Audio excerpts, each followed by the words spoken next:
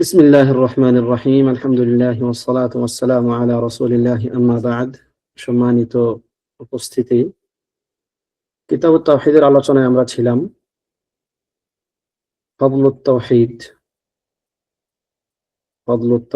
ওয়া মা ইউকাফফিরু মিনাজ যুনুব, এই অধ্যায়ের আলোচনা আমাদের শেষ হয়েছিল। তবে আজকে এই অধ্যায়ের যে মাসাইলগুলো নিয়ে আজকে আমরা আলোচনা করব বিইذنিল্লাহ। এরপরে আমরা পরবর্তী অধ্যায়ের যতটুকু আজকে পারা যায় ততটুকু জানব। এখানে লেখক রাহিমাহুল্লাহ ফাদলুত তাওহীদ, তাওহীদের মর্যাদা, তাওহীদের ফাদিলাহ, এই অধ্যায়ের মধ্যে বেশ কিছু মাসাইল উল্লেখ করেছেন। তার মধ্যে প্রথম হচ্ছে আল উলা সাআতু ফাদলিল্লাহ, আল্লাহ তাআলার অনুগ্রহের ব্যাপকতা, যে আল্লাহ সুবহানাহু ওয়া তাআলা কত বড় অনুগ্রহ করেন। আল্লাহু আকবার। আল্লাহ তাআলা জাহান্নাম থেকে রক্ষা করবেন, আল্লাহ তাআলা জান্নাতে প্রবেশ করাবেন।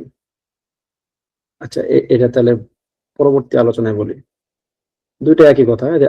আস-সানিয়া কাসরাতু সাওয়াবি আত-তাওহীদ ইনদাল্লাহ, আল্লাহ সুবহানাহু ওয়া তাআলার নিকট তাওহীদের সওয়াবের আধিক্য, যে আল্লাহ তাআলার নিকট তাওহীদের কি পরিমাণ সওয়াব আল্লাহ সুবহানাহু ওয়া তাআলার কাছে তাওহীদের জন্য। দেখুন, বান্দা যে সালাত পড়বে, বান্দা সিয়াম পালন করবে, বান্দা যাকাত দিবে, বান্দা হজ করবে, এইগুলার জন্য আল্লাহ তাআলা তাকে চিরস্থায়ী জান্নাতে দিবেন না, এবং এইগুলা না করার জন্য আল্লাহ তাআলা তাকে চিরস্থায়ী জাহান্নামে দিবেন না। এইগুলার জন্য জান্নাত জাহান্নাম উভয়টাই সীমিত, কিন্তু যে জন্য আল্লাহ তাআলা বান্দাকে চিরস্থায়ী জান্নাতে দিবেন তা হচ্ছে তাওহীদ, এবং যে জন্য আল্লাহ তাআলা বান্দাকে চিরস্থায়ী জাহান্নামে দিবেন তা হচ্ছে শিরক। অর্থাৎ আমরা আমলের ব্যাপারে যতটা যত্নশীল, যতটা গুরুত্ব দেই, তার চেয়ে অনেক অনেক অনেক অনেক গুণ বেশি যত্ন এবং গুরুত্ব দেওয়া দরকার ইমানের ব্যাপারে। কেননা এই ইমানটাই হচ্ছে আল্লাহ তাআলার নিকট মানুষকে বিবেচনার সবচেয়ে বড় মাধ্যম। ঠিক আছে? তো আল্লাহ তাআলার ফাদল এত বেশি যে আল্লাহ তাআলার নাম একটা কি? শাকুর। আল্লাহ তাআলার একটা নাম হচ্ছে কি? শাকুর। শাকুর মানে কি? শাকুর হচ্ছে তিনি অত্যন্ত কৃতজ্ঞ। তিনি বান্দাকে যতটুকু সে করে তার চেয়ে বেশি তিনি দেন। নরমাল হিসাব, নরমাল যেটা কোরআনে আসছে, মান জাআ বিল হাসানাতি ফালাহু আশরু আমসালিহা, যে ব্যক্তি একটি ভালো কাজ করবে, নেকির কাজ করবে, তার জন্য রয়েছে 10 গুণ। একটা ভালো কাজ করলে তার 10টা নেকি। ওয়ামান জাআ বিস-সাইয়্যিআতি ফালা ইউজজা ইল্লা মিসলাহা, যদি মন্দ কাজ করে তার নেকি, তার শাস্তি শুধুমাত্র ওটুকুই হবে যতটুকু সে করেছে। আপনি কত বছর বাঁচেন? 100 বছর। স্বাভাবিকভাবে এই উম্মতের বয়স 60 থেকে 70 বছর। আপনি 100 বছর বাঁচবেন? 150, 200, 300, 500? না, 500 বছর কেউ বাঁচে না। তো আপনি ধরেন আপনি 200 বছর হায়াত আপনি পাইলেন। মানুষ সাধারণত বর্তমান সময়ে 108, 10 বছর, 15-20 বছর সর্বোচ্চ বাঁচে আর কি। যারা খুব বেশি বাঁচে তাদের কথা বলতেছি। এই 110, 15, 20 বছর, 200 বছরে আপনি আমল করলেন। আল্লাহ তাআলা আপনাকে জান্নাত কি 100 বছরের জন্য দিবেন? যদি আল্লাহ তাআলা আপনাকে জান্নাত দেন, তাহলে কি তিনি আপনার জন্য 100 বছরের জান্নাত দিবেন? যে তুমি 100 বছর আমল করেছো, সুতরাং তোমাকে আমি 100 বছরের জান্নাত দিলাম, আমি তোমাকে 200 বছরের জান্নাত দিলাম। ব্যাপারটা কেমন? আল্লাহু আকবার। আল্লাহ তাআলা যাকে জান্নাত দিবেন তিনি তাকে চিরস্থায়ী জীবনের জন্য জান্নাত দিবেন। আপনি আমল করেছেন 200 বছর সর্বোচ্চ, আপনি আমল করেছেন সর্বোচ্চ 150 বছর, 70 বছর, কেউ যদি 40-50 বছর মারা যান তাহলে 40-50 বছর। এত সীমিত সময়ের আমল আল্লাহ তাআলা আপনাকে পুরস্কার দিবেন কি? যার গুণ শেষ নেই। এমন একটা পুরস্কার তিনি আপনাকে দিবেন যেই পুরস্কারের শুরু আছে, শেষ নেই। তাহলে এটা হচ্ছে সাআতু ফাদলিল্লাহ, আল্লাহ তাআলার অনুগ্রহের ব্যাপকতা। তিনি এত পরিমাণে অনুগ্রহ করেন বান্দার উপরে। বিপরীতে এখন তাহলে প্রশ্ন করতে পারেন যে ও তো শিরিক করলো একবার, তাহলে ওর জন্য চিরস্থায়ী জাহান্নাম কেন হবে? দেখুন, আল্লাহ সুবহানাহু ওয়া তাআলা কোরআনে বলেছেন ওয়ালা ইয়ারদা লিইবাদিহিল কুফর। হয়তো আমাদের আপনারা সালাতুল উসুলের দার্সে সেগুলো জেনেছেন যে আল্লাহ তাআলা বান্দার জন্য কুফর বা শিরককে তিনি মেনে নেন না। কেন তিনি কুফর বা শিরককে মেনে নেন না? কারণ তিনি জানেন যে কুফর এবং শিরক হচ্ছে এমন একটা শক্তিশালী জিনিস বা এমন একটা জঘন্য মারাত্মক জিনিস, যে জিনিসটা মানুষকে চিরস্থায়ী দুর্ভাগ্যের কারণ বানিয়ে দেয়, যে জিনিসটা মানুষকে চিরস্থায়ী দুর্ভাগ্যবান বানিয়ে দেয়। অর্থাৎ এটা এমন একটা ব্যাপার শিরক বা কুফর, যেটা আল্লাহ তাআলার তাকদীরে, আল্লাহ তাআলার যে তাকদীর, তার যে কদা কাউনি, এই কদা কাউনিতে এটি এমন একটি জঘন্য ব্যাপার যে এই ব্যাপারটি মানুষকে চিরস্থায়ী ভাবেই যেদিন কল্যাণ চান, তিনি কখনোই চান না যে বান্দা এমন কোন কাজ করুক যে কাজটা তাকে চিরস্থায়ী দুর্ভাগ্যের অন্তর্ভুক্ত করে দেবে। সুতরাং শিরকের ব্যাপারটাই এমন যে সে মানুষকে চিরস্থায়ী দুর্ভাগ্য দিয়ে দেয়, আর তাওহীদের ব্যাপারটাই এমন যে মানুষকে চিরস্থায়ী সৌভাগ্যের ভাগীদার করে দেয়। তাহলে এই দুইটা জিনিস অত্যন্ত শক্তিশালী, অত্যন্ত বড়, অত্যন্ত মহান। ঠিক আছে? তো এই জন্য আমাদেরকে তাওহীদের প্রতি আগ্রহী হতে হবে, তাওহীদ শিখার জন্য, তাওহীদ জানার জন্য, আল্লাহ তাআলার সন্তুষ্টি অর্জনের চেষ্টা করতে হবে এবং শিরক থেকে বাঁচতে হবে। তাহলে আমরা সাআতু ফাদলিল্লাহ, আল্লাহ তাআলার অপার অনুগ্রহ পাবো বিইذنিল্লাহ। الثالثة تكفيره مع ذلك للذنوب। তাকফীরুহু মা যালিকা লিযুনুব, অর্থাৎ বান্দা এত পরিমাণে গুনাহ করবে, এত পরিমাণে গুনাহ করবে, এরপরও আল্লাহ তাআলা তাকে তার গুনাহগুলোকে ক্ষমা করবেন। দুইটা কারণ। এক নাম্বার, ব্যক্তির তাওহীদ আছে। ওই যে বলা তাওহীদ হচ্ছে চিরস্থায়ী সৌভাগ্যের একমাত্র উপায়। তাওহীদ চিরস্থায়ী সৌভাগ্যের একমাত্র উপায়। ঠিক আছে? এবং চিরস্থায়ী দুর্ভাগ্যের কারণ কি? শিরক। তাহলে যেহেতু সে চিরস্থায়ী সৌভাগ্যের একমাত্র উপায় তাওহীদ সে নিজের মধ্যে ধারণ করে, সেই জন্য আল্লাহ তাআলা তাকে গুনাহ ক্ষমা করবেন। এছাড়া তার আরেকটা কারণ আছে আল্লাহ তাআলা তাকে গুনাহ ক্ষমা করার, কেননা তিনি নিজে গফফার, তিনি নিজে গফুর, তিনি নিজে শাকুর, তিনি নিজে হালিম, তিনি অনেক বেশি ধৈর্য ধারণ করেন, তিনি বান্দাকে অনেক বেশি দয়া করেন, তিনি অনেক বেশি মায়া করেন, রউফ, রহিম ইত্যাদি। তো তার এই সিফাতগুলোর তাকাদা হচ্ছে তিনি বান্দাকে ব্যাপক পরিমাণে তিনি তাকে ক্ষমা করবেন। এটা হচ্ছে একটা। তবে তার এই ক্ষমা পাওয়ার জন্য সর্বনিম্ন সর্বনিম্ন শর্ত হচ্ছে কি তার তাওহীদ থাকা লাগবে, এবং তাওহীদ বিনষ্ট হয় এমন কোনো কিছু তার মধ্যে থাকা যাবে না। তাহলে তার যে ব্যাপক গুনাহ ক্ষমার যে যে গুণ, সেটা আপনি দেখতে পাবেন। কিন্তু শিরকের সাথে না। ওয়াকাদিমনা ইলা মা আমিলু মিন আমাল ফাজআলনাহু হাবাআম মানসুরা। আমি তাদের আমলগুলো দেখব, কাফেররা যে আমলগুলো করতেছে আমি সেগুলো দেখব, কিন্তু সেগুলোকে আমি উড়ন্ত ধূলিকণার মতো উড়িয়ে দেব, এর কোনো মূল্য আমার কাছে থাকবে না। ঠিক আছে? আচ্ছা, তারপরে তাফসীরুল আয়াহ আল্লাতী ফি সূরাতিল আনআম। সূরাতুল আনআমে কোন আয়াতটা ছিল? আল্লাযীনা আমানু ওয়া লাম ইয়ালবিসু ঈমানাহুম বিযুলম। এই আয়াতের তাফসীর আমাদের জন্য একটি গুরুত্বপূর্ণ মাসআলা, যেটা আপনাদের এই ক্লাসটা যখন আমরা করি তখন বলেছিলাম যে যদি আপনি দুইটা জিনিস পেতে চান, একটা হচ্ছে পরিপূর্ণ নিরাপত্তা, দুনিয়া এবং আখিরাতে পরিপূর্ণ নিরাপত্তা এবং হিদায়াত, এই দুইটা জিনিস যদি আপনি পেতে চান তাহলে আপনাকে কি করতে হবে? আল্লাহ তাআলার দেওয়া তাওহীদ গ্রহণ করতে হবে এবং তার সঙ্গে শরীক করা থেকে বেঁচে থাকতে হবে। আল্লাযীনা আমানু ওয়া লাম ইয়ালবিসু ঈমানাহুম বিযুলম উলাইকা লাহুমুল আমন, তাদের জন্য রয়েছে নিরাপত্তা, এবং উলাইকা হুমুল মুহতাদুন, এবং তারাই সৎপথ পাবে। এই দুইটা জিনিস যদি আপনি পেতে চান তাহলে আপনাকে অবশ্যই অবশ্যই আল্লাহর প্রতি ঈমান আনতে হবে পরিপূর্ণভাবে এবং তার সঙ্গে শরীক করা থেকে বিরত থাকতে হবে। এই আয়াতটা যদি আজকে আপনি নিজে একটু চিন্তা করেন এবং আপনার আশপাশে যারা আছে, আপনার বাবা মা ভাই বোন, আপনার স্ত্রী, আপনার স্বামী, আপনার সন্তান, আপনার বন্ধু বান্ধব, যাদের সঙ্গে আপনার যোগাযোগ হয়, কথা হয়, এই আয়াতটার প্রচার প্রসার যদি আপনি করেন বিইذনিল্লাহ, তাদের নিরাপত্তার জন্য আপনি কারণ হবেন।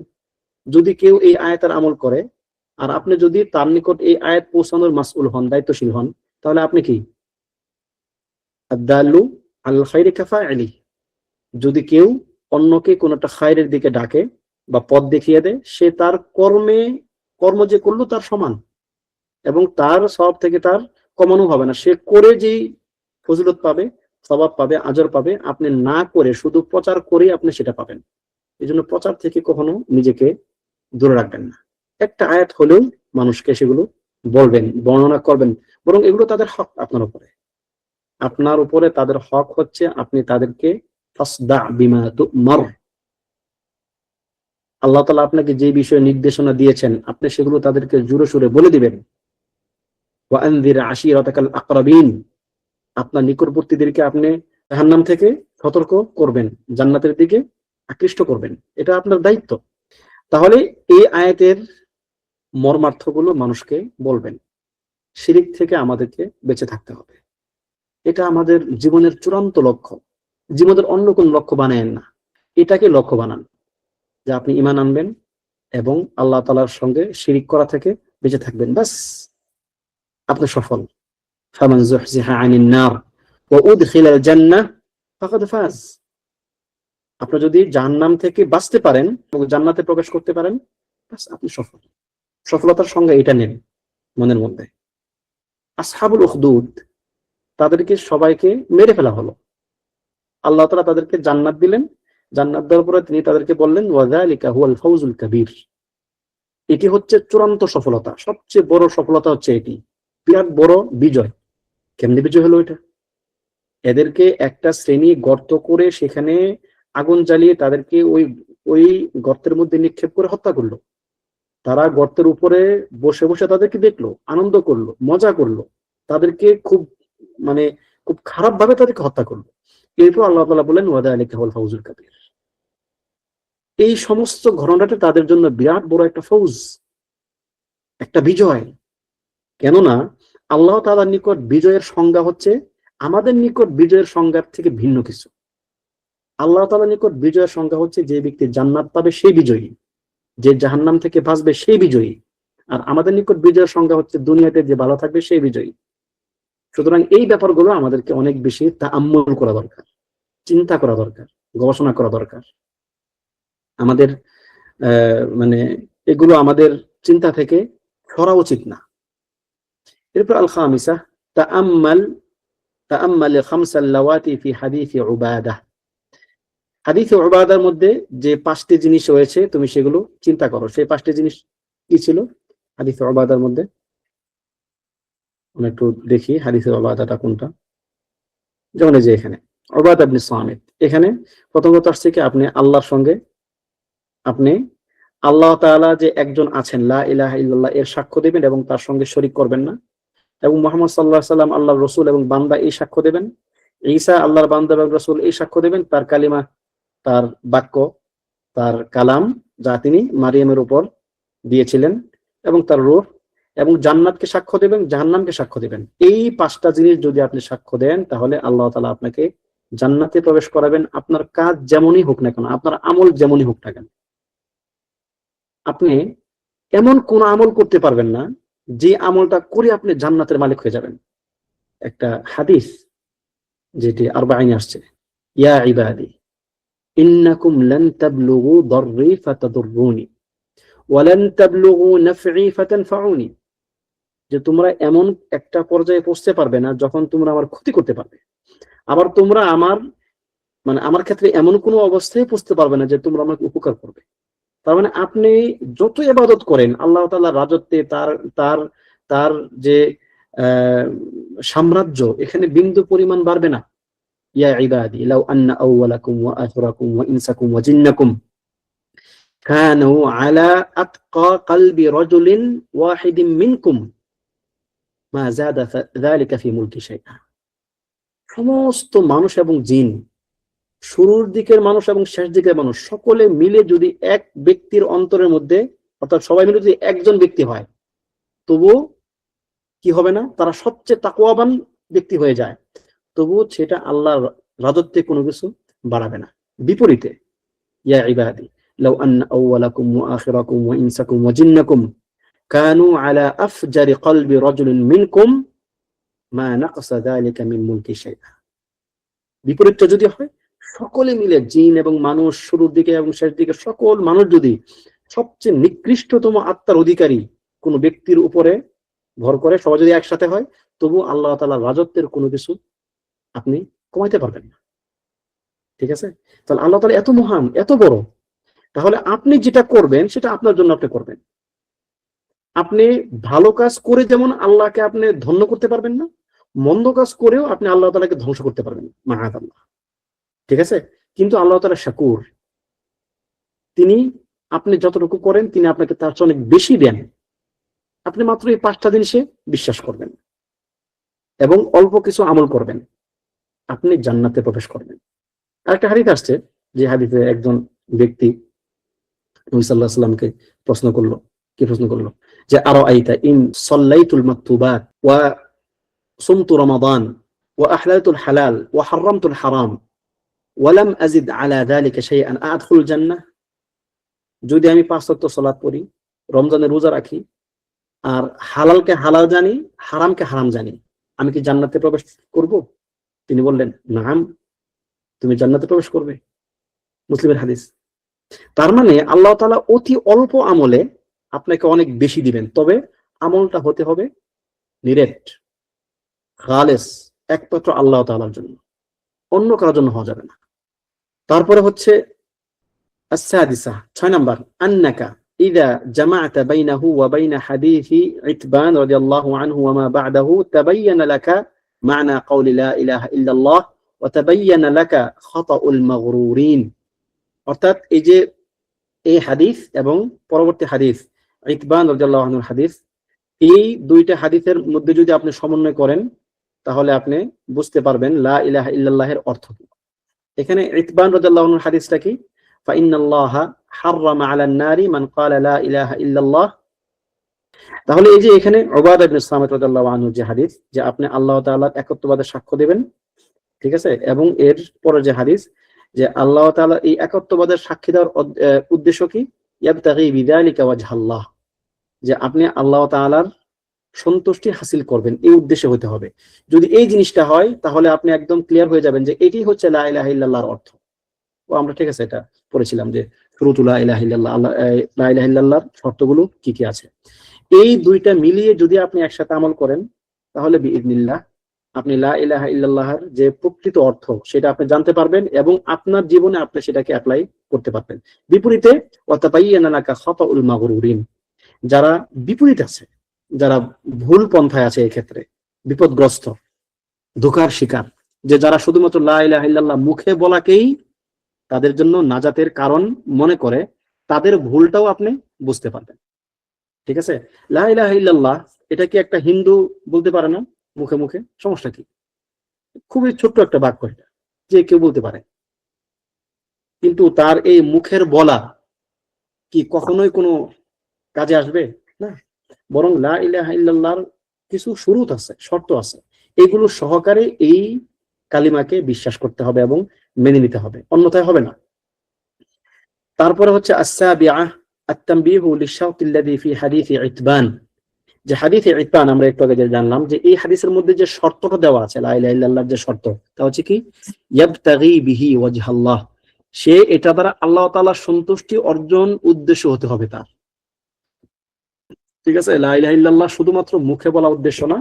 উদ্দেশ্য কি, যে এই বাক্য বলার দ্বারা সে মূলত আল্লাহ তাআলার সন্তুষ্টি অর্জন করতে চায়। এরকম যদি হয়, তাহলে আমরা এই মর্যাদা লাভ করব বিইذনিল্লাহ। এরপর হচ্ছে আস-সামিনা কাউনুল আমবিয়া ইয়াহতাজুনা লিত-তানবীহ আলা ফাদলি লা ইলাহা ইল্লাল্লাহ। মুসা আলাইহিস সালাতু ওয়াস সালাম তিনি অত্যন্ত মর্যাদা সম্পন্ন একজন নবী। তিনি বললেন, হে আল্লাহ, আপনাকে এমন কিছু শিক্ষা দেন যা দ্বারা আমি আপনাকে ডাকবো। আল্লাহ তাআলা তাকে লা ইলাহা ইল্লাল্লাহর কথা বললেন। তার মানে নবীগণকেও আল্লাহ তাআলা একই নির্দেশ দিয়েছেন। ব্যাপারটা এমন না যে নবীদের জন্য জান্নাতে যাওয়ার মাধ্যম অন্য একটা, বা ওলিদের জন্য আরেকটা, আর সাধারণ মানুষের জন্য একটা, না। আল্লাহ তাআলার দ্বীন সকলের জন্যই সমান। নবী, রাসূল, উলামা, উব্বাদ সকলের জন্য আল্লাহ তাআলার দ্বীন সমান। যদি আল্লাহ তাআলাকে কেউ পেতে চায়, তাহলে একটা পথই সবাইকে ধারণ করতে হবে, ভিন্ন ভিন্ন কোনো পথ নাই। বিপরীতে যারা সুফি, তাদের নিকট আবার ভিন্ন ভিন্ন লোকদের ভিন্ন ভিন্ন পন্থা আছে। যারা একটু উঁচু মার্তাবার, তাদের পথ একটা, যারা সাধারণ মানুষ তাদের পথ একটা। দেখেন, এগুলো সব ব্রাহ্মণ্যবাদী আকীদা। এগুলো যারা তাদের ধর্মকেই তারা বিভিন্ন ভাগে ভাগ করে ফেলে, এক একজনের জন্য এক এক রকম দায়িত্ব দিয়ে দেয়। না না, দিন একটাই, সবাই মিলে একটা দিনের জন্যই কাজ করবে। একদম নবী রাসূল থেকে শুরু করে সর্বনিম্ন যে ব্যক্তি একদম সাধারণ মুমিন, তারও একই রকম নাজাতের পথ একটাই, তা হচ্ছে কি লা ইলাহা ইল্লাল্লাহ, আল্লাহ ছাড়া কোনো ইলাহ নাই। এই ব্যাপারটা বোঝা। التاسعة 9 নম্বর হচ্ছে التنبيه لرجحانها بجميع المخلوقات مع أن كثيرا ممن يقولها يخف ميزانه। যে এই যে লা ইলাহা ইল্লাল্লাহর বিপরীতে সমস্ত মাখলুকাত যদি একসাথে হয় তবুও লা ইলাহা ইল্লাল্লাহ ওজন ভারী হবে। ঠিক আছে, এই ব্যাপারটাকে আপনি বুঝতে চেষ্টা করতে হবে। কেননা এটি এমন এক বাক্য, যে বাক্যের ওজন এত বেশি যা অন্য কোনো কিছু দিয়ে একে কি করা যাবে না, হালকা করা যাবে না। যদিও এমনও অনেক আছে যাদের এই লা ইলাহা ইল্লাল্লাহ বলাটাও তাদের ওজন বাড়াবে না। ওই যে বললাম হাদিসে ইকবান, মিম্মা ইয়াবতাগি বিহি ওয়াজহাল্লাহ, আল্লাহ তাআলার সন্তুষ্টি অর্জন এর দ্বারা তার উদ্দেশ্য নয়। এজন্য লা ইলাহা ইল্লাল্লাহ বাক্যটি তাকে উপকারে দিতে পারেনি, উপকার করতে পারেনি। আল আশিরা 10 নম্বর আন-নাসসু আলা আন্নাল আরাদিনা সাবউন কাস-সামাওয়াত। যে জমিন আসমানের মতোই 7টি, এই ব্যাপারে নাস আসছে স্পষ্ট, ওয়াল আরাদুনা সাবউ ইত্যাদি।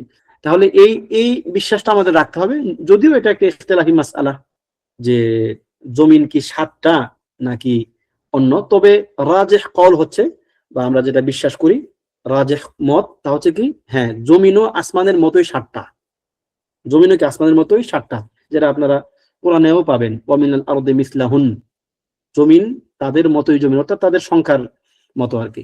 সুতরাং জমিনও 7টা, এই বিশ্বাস আমরা লালন করি। কোথায়, কিভাবে, কেমনে সেটা জানি না।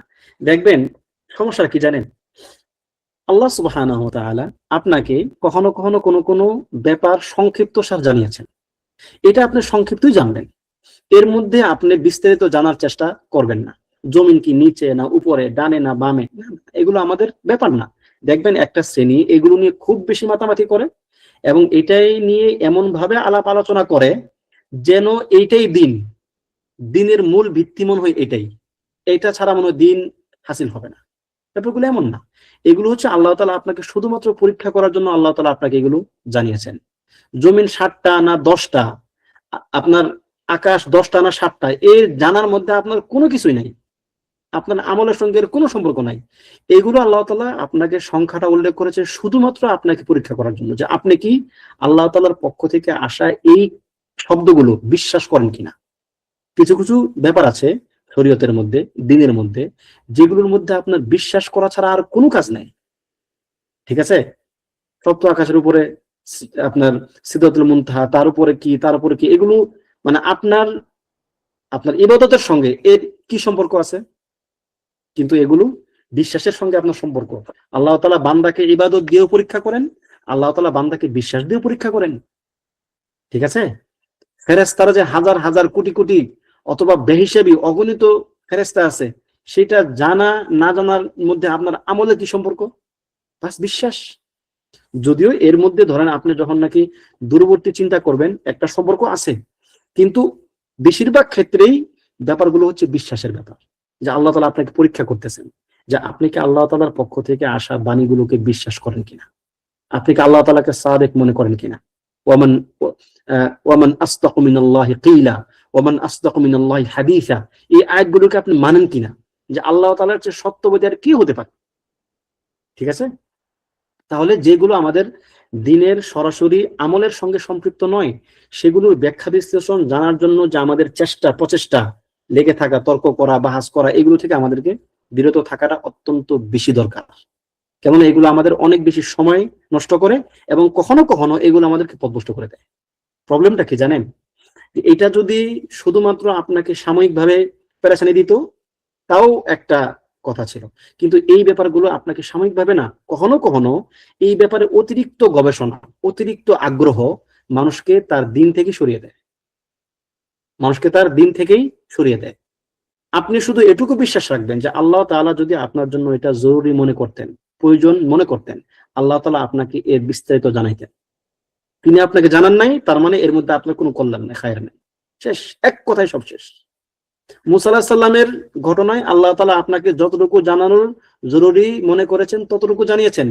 খিদির কি এখনো আছে না মারা গেছে, খিদির যদি জীবিত থাকে সে কি মুসার শরীয়তের বাহিরে না ভিতরে, না না, এগুলো সব হচ্ছে কি মানে অযথা কথা। এবং এখানে দেখবেন এই যে সূরাতুল কাহাফের প্রত্যেকটা ঘটনা, যেমন আসহাবুল কাহাফ, তারপর হচ্ছে মুসা আলাইহিস সালামের ঘটনা, তারপরে যুলকারনাইনের ঘটনা, তারপরে ইয়াজুজ মাজুজের ঘটনা, এই সবগুলোতেই কিছু কিছু মানুষ দেখবেন অযথাই কথা বাড়ায়, মানে অযথাই গবেষণা করে করে করে করে এমন কিছু কথা নিয়ে যে কথাগুলো আসলে নাই। তো এগুলো আমাদের সোজা পথে বা সহজ পথে চলা দরকার। আল্লাহ তাআলা আমাদেরকে যতটুকু জানানো আমাদের জন্য কল্যাণকর জেনেছেন, তিনি আমাদেরকে ততটুকু জানিয়েছেন। এরপরে আল হাদিয়াতু আশারাতা আন্না লাহুন্না উম্মারা, এটা আমার কাছে ক্লিয়ার না শব্দটা, মানে এটা ওই আসমানের কথাই বলা হচ্ছে সম্ভবত, আসমান এবং জমিনের কথা, এটা আমি ক্লিয়ার না, ঠিক আছে, দেখতে হবে। এরপর হচ্ছে আস-সানিয়াতা আশারাতা ইসবাতুস সিফাতি খিলাফান লিল আশআরিয়াহ, সিফাতকে আল্লাহ তাআলার সিফাতকে স্বীকার করা আশআরীদের বিপরীতে। আল্লাহ তাআলার সিফাতকে স্বীকার করতে হবে। আশআরীরা আল্লাহ তাআলার সুনির্দিষ্ট কিছু সিফাত স্বীকার করে, বিশ্বাস করে, বাকি সিফাতগুলোকে তারা মানে অস্পষ্ট রাখে। দেখবেন বলবে যে আমরা সব সিফাত স্বীকার করি, কিন্তু তাদেরকে এই কথাটা কি স্পষ্ট না। তারা কয়েকটা সিফাতকে ওয়াজিব মনে করে, বাকিগুলোকে ওয়াজিব মনে করে না। মানে কি, সেগুলো না থাকলেও নাও থাকতে পারে, লা হাওলা ওয়ালা কুওয়াতা ইল্লা বিল্লাহ, এরকম আর কি। তো আমরা আল্লাহ তাআলার সিফাতগুলোকে সাব্যস্ত করি, স্বীকার করি। এরপর হচ্ছে আস-সালিসাতা আশারা, 13 নম্বর, আন্নাকা ইযা আরাফতা হাদিস আনাস রাদিয়াল্লাহু আনহু আরাফতা আন্না ক্বাওলাহু ফি হাদিস ইতবান রাদিয়াল্লাহু আনহু ইন্নাল্লাহা হাররামা আলান নারি মান ক্বালা লা ইলাহা ইল্লাল্লাহ ইয়াবতাগি বিযালিকা ওয়াজহাল্লাহ আন্নাহু তারকুশ শিরক লাইসা ক্বাওলাহা বিল লিসান। একই কথা, আগের কথাটাই এখানে লেখক অন্যভাবে বললেন যে লা ইলাহা ইল্লাল্লাহ শুধুমাত্র মুখের কথা জিনিস নয়, বরং এটি হচ্ছে শিরককে পরিবর্তন করা, এর শিরককে পরিত্যাগ করা হচ্ছে এর উদ্দেশ্য। এরপর 14 নম্বর হচ্ছে তাআম্মালিল জামআ বাইনা কাউনি ঈসা ওয়া মুহাম্মাদিন আবদুল্লাহ ওয়া রাসূলুহ, যে ঈসা এবং মুহাম্মদ সাল্লাল্লাহু আলাইহি সাল্লাম ওয়া আলাইহি সাল্লাতু ওয়াস সালাম, এই দুইজন আল্লাহ তাআলার বান্দা এবং রাসূল হওয়ার যে সমন্বয়, এই সমন্বয়টা আপনাকে বুঝতে হবে। এই সমন্বয়টা কার কার মনে আছে? বলেছিলাম আপনাদেরকে সমন্বয়টা, যা আব্দুল্লাহ এর সমন্বয় কি, এবং রাসূলুহু এই রাসূল এবং আব্দুল্লাহের মধ্যে সমন্বয় আমরা কেমনে করব? দুইটা দ্বারা আমরা কি বুঝবো? কে বলতে পারবেন? আব্দ মানে উলুহিয়াতে অধিকার নাই, আহসান্ত। রাসূল মানে ইতাআতের হকদার, আহসান্ত। এটাই, অর্থাৎ সকল নবীগণই আল্লাহ তাআলার আব্দ, এই হিসাবে কারো কোনো হক নাই যে তাকে কেউ ইবাদত করবে, কিন্তু রাসূল হিসেবে তিনি প্রত্যেকের আনুগত্যের অধিকারী, প্রত্যেকের কাছ থেকে তিনি আনুগত্য পান, এটা তার অধিকার, এটা তার হক, ঠিক আছে। যেমন আমরা আপনাদেরকে বলেছিলাম কিনা জানি না, আল হুকুকু সালাসা, হুকুক হচ্ছে 3 প্রকার, 3টা জিনিস হুকুক, অধিকার। একটা হচ্ছে হাক্কুল্লাহ, হাক্কুল্লাহ আল্লাহ তাআলার হক, এইটা আর কারো নাই। আল্লাহ তাআলা ইবাদত করবেন, তার সঙ্গে শরীক করবেন, এটা তার হক, তার সঙ্গে শরীক করবেন না, এটা তার হক। একটা হচ্ছে হাক্কুন নবী সাল্লাল্লাহু আলাইহি ওয়াসাল্লাম, যে নবী সাল্লাল্লাহু আলাইহি ওয়াসাল্লামের হক। নবী সাল্লাল্লাহু আলাইহি ওয়াসাল্লামের হক কি? তার ইত্তিবা, তার আনুগত্য, ইতাআতু, তার অনুসরণ করা।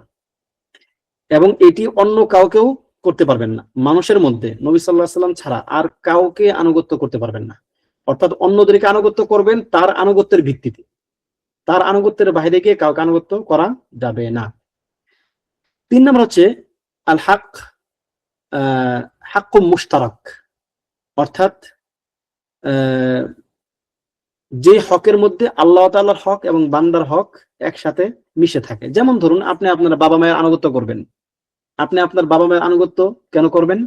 এই যে হাক্কুম মুশতারাক, হাক্কুম মুশতারাকের ক্ষেত্রে মাসালা হচ্ছে লিল্লাহি আসলান ওয়া লিগাইরিহি তাবাআন, ঠিক আছে। এটা একটা কায়দা, আপনারা যদি পারেন লিখে রাখেন, আল হুকুকু সালাসা, হাক্কুল্লাহ, হাক্কুন নবী ওয়া হাক্কুম মুশতারাক।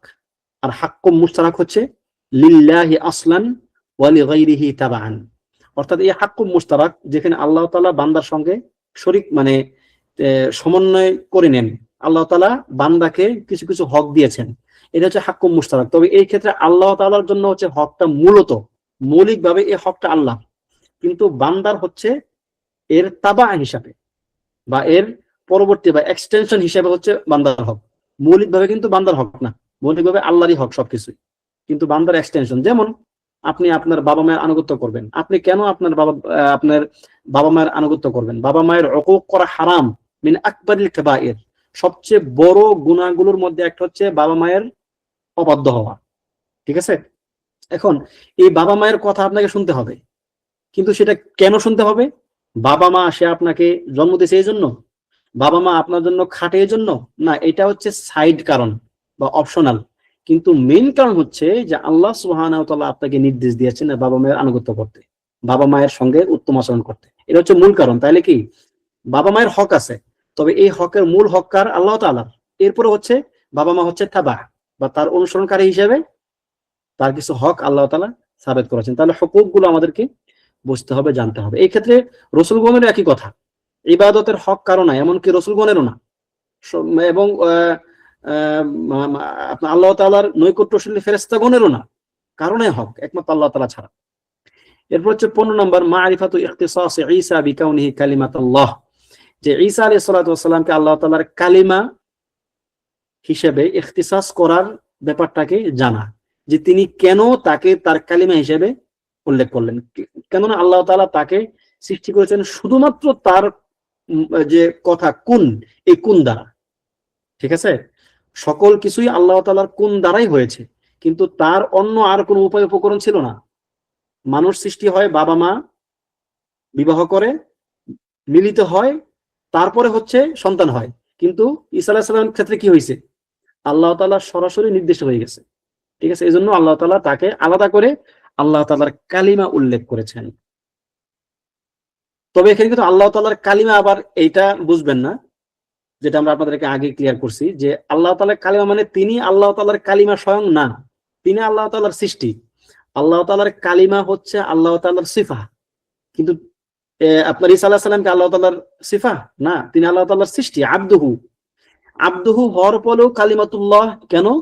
এটি হচ্ছে কালিমাতুল্লাহ মানে আল্লাহর পক্ষ থেকে কালিমা, আল্লাহর কালিমা না উনি, আল্লাহ তাআলার পক্ষ থেকে কালিমা, একটা কালিমার দ্বারা তিনি সৃষ্টি হয়েছেন। এটা হলো মূল উদ্দেশ্য, তাকে স্বয়ং কালিমা বলা যাবে না। তারপরে হচ্ছে আস-সাদিসাতু আশারা,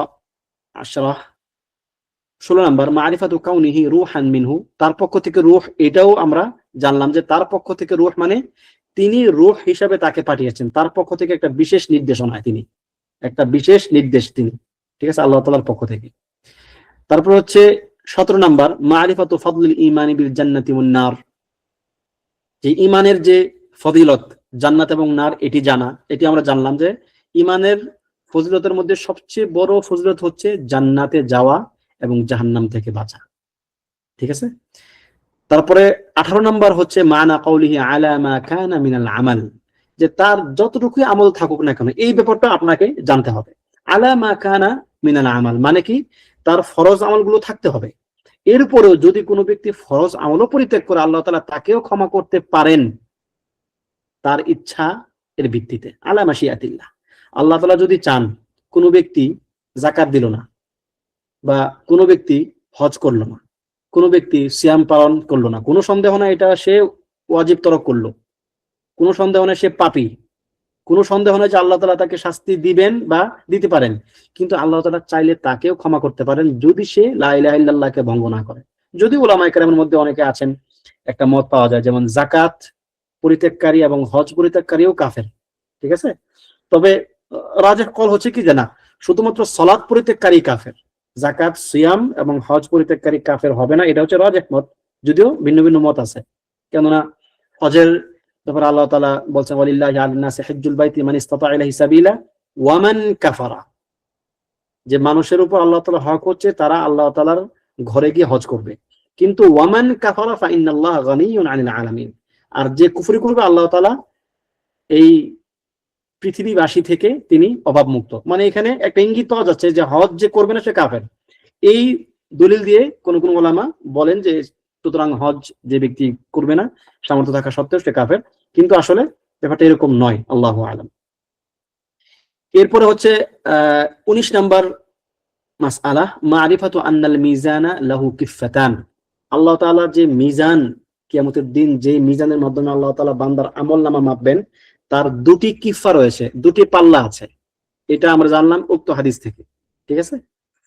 এরপরে জানলাম মারিফাতু যিকরিল ওয়াজহ, আল্লাহ তাআলা যে তার যে ওয়াজ, ইবতিগা ওয়াজহিল্লাহ, আল্লাহ তাআলার সন্তুষ্টি। এখানে ওয়াজ শব্দটাও আমরা জানলাম। এই ওয়াজ শব্দের একাধিক অর্থ, একটা হচ্ছে চেহারা, একটা হচ্ছে কি সন্তুষ্টি। তবে দুইটাই আল্লাহ তাআলার ক্ষেত্রে প্রযোজ্য। আল্লাহ তাআলার সন্তুষ্টি অর্জন এটাও প্রযোজ্য, এবং আল্লাহ তাআলার চেহারা দেখার জন্য যোগ্য হওয়া এটাও কি প্রযোজ্য, ঠিক আছে।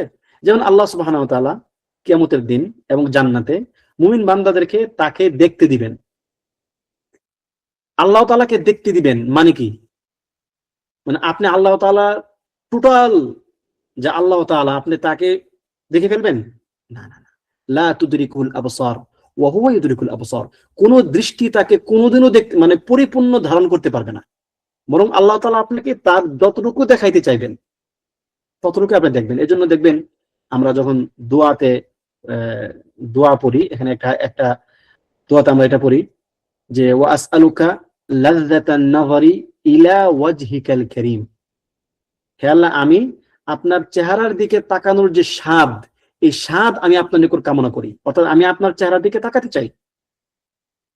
অর্থাৎ কিয়ামতের দিন আল্লাহ তাআলা তার চেহারা মানুষকে দেখাবেন। পরিপূর্ণ আল্লাহ তাআলাকে কেউ কোনোদিন দেখতে পাবে না, বা কেউ কোনোদিন ধারণ করতে পারবে না। এটা অসম্ভব সৃষ্টির পক্ষে, ঠিক আছে। জান্নাতীদের জন্যও না। জান্নাতীরা আল্লাহ তাআলাকে সুনির্দিষ্ট অংশে দেখবেন যতটুকু তিনি চাইবেন, এবং তা হচ্ছে আল ওয়াজহ। তো এই জন্য ইবতিগা ওয়াজহিল্লাহ দুইটাই আছে। একটা হচ্ছে আল্লাহ তাআলার চেহারা কামনা করার জন্য, একটা হচ্ছে আল্লাহ তাআলার সন্তুষ্টি কামনা করার জন্য। দুইটা অর্থই এক্ষেত্রে কি স্থাপিত এবং সাব্যস্ত। এক্ষেত্রে একটা কথা না বললেই নয়, যে সিফাতগুলো আল্লাহ তাআলার যে সিফাতগুলো আমরা জানবো, এইগুলোর রূপক অর্থ কি কখনো জায়েজ হবে না? না, জায়েজ হবে। রূপক অর্থ সবসময় জায়েজ হবে, কিন্তু কখন? যদি আপনি আসল অর্থকে সাব্যস্ত করেন তারপর। যারা শুধুমাত্র রূপক অর্থ সাব্যস্ত করে তাদের এই কথা জায়েজ নাই, কোনো সন্দেহ নাই। যেমন ইয়াদুল্লাহি ফাওকা আইদিহিম, আল্লাহর হাত তাদের হাতের উপরে, এটা কোনো সন্দেহ নেই যে আল্লাহ তাআলার নুসরত, আল্লাহ তাআলার সাহায্য, কোনো সন্দেহ নাই। কিন্তু এর আগে আমরা এই বিশ্বাসটাও রাখি যে আল্লাহর হাকিকি হাত তাদের হাতের উপর। আমরা এই বিশ্বাস রেখে তারপর আমরা এর মুক্তাদা যে অর্থটা আছে আমরা এই অর্থটাকেও মানি। আমরা কিন্তু এটা অবিশ্বাস করি না যে আল্লাহ তাআলার নুসরত এখানে উদ্দেশ্য না, বরং আমরা বিশ্বাস করি যখন বায়াতুর রিদওয়ান হচ্ছে, আল্লাহ সুবহানাহু যখন নবী সাল্লাল্লাহু আলাইহি ওয়াসাল্লামের হাতে সমস্ত সাহাবায়ে কেরাম সেই শাজারার নিচে, গাছের নিচে যখন বায়াত করতেছিলেন, তখন কোনো সন্দেহ নেই যে আল্লাহ তাআলা এটাই বলছেন যে যে তোমাদের উপর আমার সাহায্য আছে। কিন্তু এটাও সত্য, বা এটা হচ্ছে আগে সত্য, যে আল্লাহ তাআলার ইয়াদ, হাত হাকিকি ভাবেই আমরা বিশ্বাস করি। এরপরে এর সঙ্গে সম্পৃক্ত অর্থগুলো আমরা মানি। ঠিক তদ্রুপ এখানে একই অবস্থা, যে আমরা আল্লাহ তাআলার ওয়াজ, তার প্রকৃত ওয়াজকে আমরা বিশ্বাস করি। এরপর হচ্ছে আমরা এর সংশ্লিষ্ট যে অর্থগুলো আছে আমরা সেগুলো আল্লাহ তাআলার সঙ্গে যদি মানানসই হয় আমরা সেটাও বিশ্বাস করি যে আল্লাহ তাআলার সন্তুষ্টি। এই মাসালাটা কি আপনার জন্য ক্লিয়ার? একটু আমাকে জানাবেন ক্লিয়ার কিনা। তাহলে আজকে আমরা নতুন আলোচনায় না যাই, মানে নতুন অধ্যায়ে না যাই। এই আলোচনাটা একজন বললেন যে একটু মুলাখাস করতে। মুলাখাস এটাই যে তাওহীদের ফজিলত হচ্ছে, এটা সবচেয়ে বড় ফজিলত তাওহীদের, যে আল্লাহ তাআলা ব্যক্তিকে নিরাপত্তা দিবেন দুনিয়া এবং আখিরাতে, এবং তাকে হিদায়াত দিবেন। প্রথমত হিদায়াত দিবেন, ঠিক আছে। হিদায়াতের প্রেক্ষিতে সে নিরাপত্তারও ভাগীদার হবে। যেটা বলছিলাম যে লা ইলাহা ইল্লাল্লাহ শুধুমাত্র মুখে বলার কোনো ব্যাপার না, এটা তার পরিপূর্ণ শর্ত শরায়েতগুলো সহকারে, তার আহকামগুলো সহকারে যদি কেউ লা ইলাহা ইল্লাল্লাহ মানে, বিশ্বাস করে, অন্তরে ধারণ করে, বাহ্যিক জীবনে তা আমল করে, তাহলেই কেবল তার পক্ষ থেকে লা ইলাহা ইল্লাল্লাহ গ্রহণ করা হবে, এবং তখনই এই লা ইলাহা ইল্লাল্লাহ তাকে জাহান্নাম থেকে রক্ষা করবে বিইذنিল্লাহ। এরপরে হচ্ছে আমরা আরো জানলাম এখান থেকে যে লা ইলাহা ইল্লাল্লাহের মুখাপেক্ষী রাসূলগণও, নবীগণও লা ইলাহা ইল্লাল্লাহ বলতে হবে, ঠিক আছে। এটা শুধুমাত্র উম্মতদের জন্য প্রযোজ্য, আর নবীগণের জন্য আল্লাহ তাআলা আলাদা কোনো পন্থা রাখছেন, ব্যাপারটা এমন না। এরপরে আমরা আরো জানলাম যে নবী সাল্লাল্লাহু আলাইহি সাল্লামের হক কি। তার হক হচ্ছে তাকে আমরা আনুগত্য করব, তার অনুসরণ করব, হ্যাঁ, অন্য কাউকে নবী হিসাবে মানব না, এবং আল্লাহর হক হচ্ছে আল্লাহ তাআলার ইবাদত করব ইত্যাদি। তো এই ছিল মোটামুটি আমাদের এই অধ্যায়ের আলোচনা। এবং এগুলো যত বেশি বেশি করে আলোচনা করবেন, যত বেশি জানবেন, যত বেশি চিন্তা করবেন, পড়বেন, তত বেশি তাওহীদকে ধারণ করার শক্তি পাবেন। তাওহীদ ব্যাপারটা এমন না যে জীবনে একবার ঈমান আনছিলেন তারপরে শেষ, দায়িত্ব না, না। আল্লাহ তাআলা বলেন ইয়া আইয়ুহাল্লাযীনা আমানু আমিনু, হে ঈমানদারগণ তোমরা ঈমান আনো, বিল্লাহি ওয়া মালাইকাতিহি ওয়া কুতুবিহি ওয়া রাসূলিহি ইত্যাদি। তার মানে ঈমানদারদের জন্য ঈমানকে তাজদীদ করতে হবে। ঈমান সবসময় শয়তান চাইবে যে ঈমান আপনাকে হারা করে ফেলতে, কিন্তু ঈমানকে তাজদীদ করতে হবে, বারবার ঈমানকে আপনার কি করতে হবে, রিনিউ করতে হবে। তাহলে কেবল আপনার ঈমানটা আপনার সঙ্গে দীর্ঘস্থায়ী হবে বিইذنিল্লাহ। আল্লাহ তাআলা আমাদেরকে তৌফিক দান করুন। আমিন। ওয়া সাল্লাল্লাহু ওয়া সাল্লামা আলা নাবিয়িনা মুহাম্মদ ওয়া আলা আলিহি ওয়া সাহবিহি আজমাইন।